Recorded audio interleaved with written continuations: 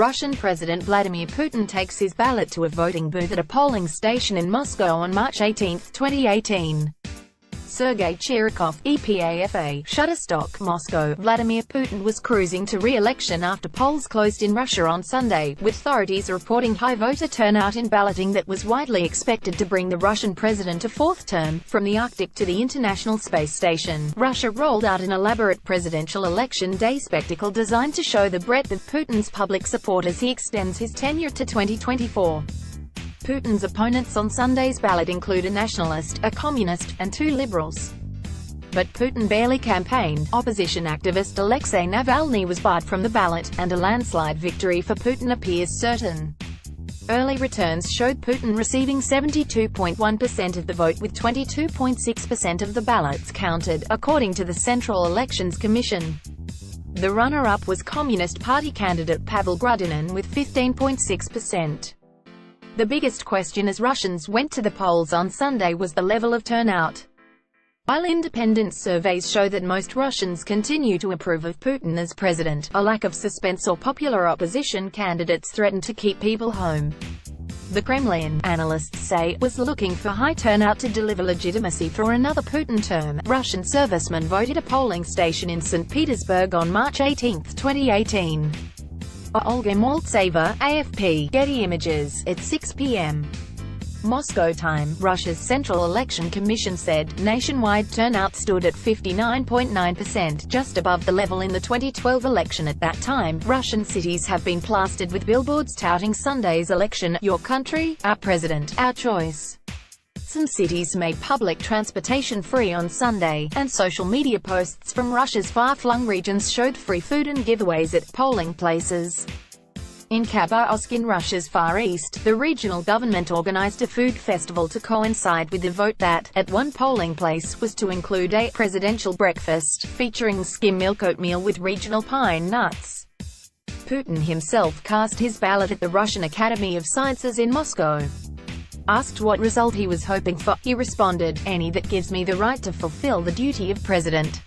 Russian state TV broadcast images of lines of Russian beachgoers voting in Thailand, a polling place in the mountains of Dagestan, mothers casting their ballots at a maternity ward, and a helicopter delivering ballots to remote settlements in the Arctic. A Russian on the International Space Station was reported to have voted while in orbit. A state TV journalist reporting live from the southern city of Rostov-on-Don cast his ballot on camera. "I have done my civic duty," he said.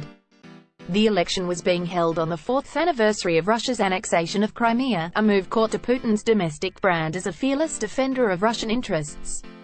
The Ukrainian territory that Russia seized in March 2014 was voting Sunday for the Russian president for the first time after an intense propaganda campaign on the territory warning of war and same-sex marriages, the possible consequences if Putin's power weakened.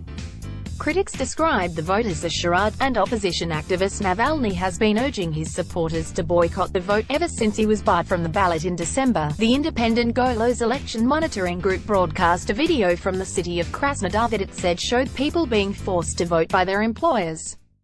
"They told us at work to go vote," one of them said.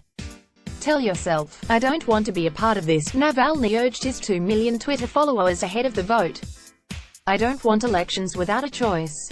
I won't vote for Putin or for those whom Putin picked as his sparring partners." Russian clergymen and a nun prepared to cast their ballots for Russia's presidential election in a polling station in Jerusalem on March 18, 2018. Ronan Zavalin, Reuters. While several outspoken Putin opponents were on the ballot, including liberals Ksenia Sobchak and Grigory Yavlinsky, many potential voters who dislike Putin stayed home to avoid legitimizing the election.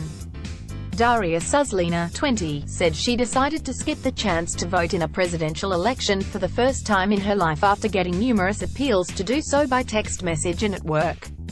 "Pressure to go and vote was disgusting," Suslina, a student who works part-time at a state research and manufacturing company, said. "The whole thing, the elections today, seems so artificial. I don't want to be a part of it." At a polling station in central Moscow, a rush of midday voters lined up nearly out the door of a school and filled up 3 floors of steps to a crowded room with a handful of voting booths.